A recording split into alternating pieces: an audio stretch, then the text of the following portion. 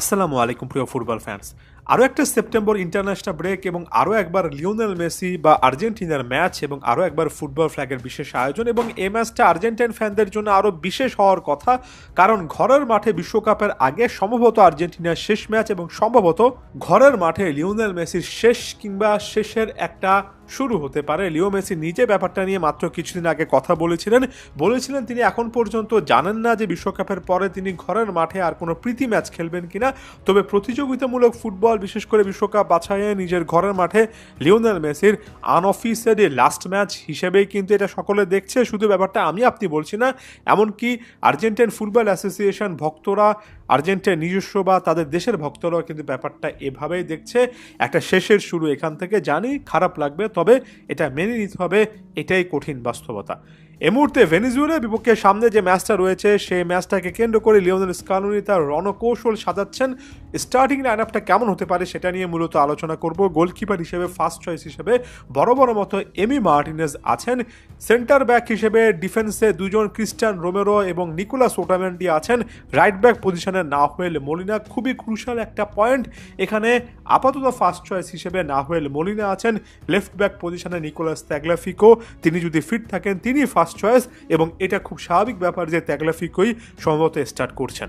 বড় মতো ফুলব্যাক পজিশনে নজর রাখতে বলবো আরও একবার লিওনেল স্কালোনি এখানে বিকল্প হিসেবে কাদেরকে পরবর্তী সময় নামাতে যান সেটার দিকে আলাদা করে নজর থাকছে।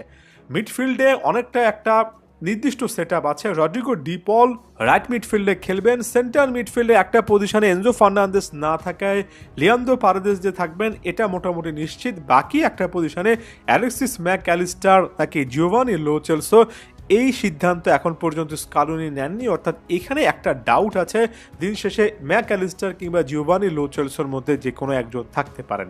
আমরা যদি একেবারে আপফ্রন্ট অ্যাটাকে চলে যাই, লিওনেল মেসি অবশ্যই থাকবেন, তার সাথে হুলিয়ান আলভারেস এবং লাউতারো মার্টিনেজ, এটা হতে পারে ফার্স্ট চয়েস 11। তবে সাম্প্রতিক সময়ে দুর্দান্ত ফুটবলের মধ্যে থাকা, বিশেষ করে জাতীয় দলের নজর কাড়া থিয়াগো আলমাদার কথা ভুলে গেলে চলবে না।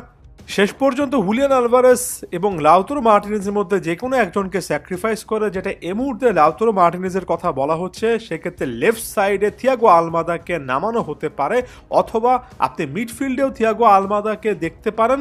সেক্ষেত্রে Alexis Mac Allister, Giovani Lo Celso, ওই পজিশনটাতে থিয়াগো আলমাদাকে দেখা যাবে। সাম্প্রতিক সময়ে জাতীয় দলে তার পারফরমেন্সের নিরিখে তাকে অনেক বেশি বাইরে রাখা হবে, এই জিনিসটা আপাত দৃষ্টিতে মনে হচ্ছে না। শুধুমাত্র স্টার্টিং লাইনআপের দিকে নজর রাখলে চলবে না। আপনি সকলেই জানি যে এই দলটাতে ক্লাউদিও অ্যাচেরি, ফ্রাঙ্কো মাস্তান্তুনো সহ আগামী দিনের আর্জেন্টাইন তারকা যাদেরকে বলা হচ্ছে তারাও কিন্তু আছেন, এবং বড় মতো স্কালোনি আরও একটা ভালো পদক্ষেপ নিয়েছেন। বিশ্বকাপে ইয়াংস্টারদের মধ্যে কাদেরকে সুযোগ দেবেন ব্যাপারটা আরেকটু বেশি করে নিশ্চিত করতে, কিংবা এই সময়টাতে এই ইয়াংস্টার প্লেয়ারদেরকে বাজিয়ে দেখতে, এই প্লেয়ারদেরকে কিন্তু আর্জেন্টিনা অনূর্ধ্ব 20 দলের সাথে ট্রেন আপ করানো হয়েছে, এবং এখানে ডিয়েগো প্লাসেন্তে অনূর্ধ্ব 20 দলের আপাতকালীন যিনি কোচ, তার সেই দলটার সাথে কিন্তু এই আর্জেন্টিনা জাতীয় দলের প্লেয়ার যাদের মধ্যে অ্যাচেভেরি, ভ্যালেন্তিন কার্মোনি, ফ্রাঙ্কো মাস্তান্তুনোরা আছেন, তারা কিন্তু ট্রেনিং করেছেন, এবং এখানে খুব কাছ থেকে দুই কোচই দেখবেন। বড় মতো স্কালোনির এই সময়টা কাজে লাগানোর এই পদক্ষেপটা আমার ভালো লেগেছে, কারণ আমরা সকলে জানি যে দিন শেষে যেহেতু এটা একটা প্রতিযোগিতামূলক ফুটবল, চাইলেও অনেক সময় রেজাল্টটা পক্ষে রাখতে গেলে সবাইকে নামানো সম্ভব হয় না। সেক্ষেত্রে এভাবে বয়সভিত্তিক দলগুলোর সাথে ট্রেন আপ করানো এবং তাদেরকে কাছ থেকে দেখার পদক্ষেপটাকে আপনার সাধুবাদ জানাতেই হবে।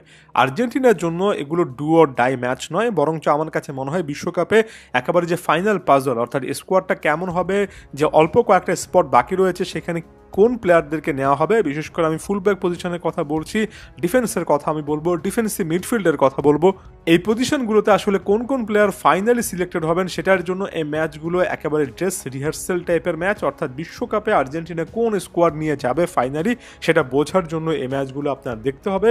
বড় মতো কভার করার চেষ্টা করছি, আশা করছি ফুটবল ফ্ল্যাগের সাথেই থাকবেন। ধন্যবাদ সবাইকে।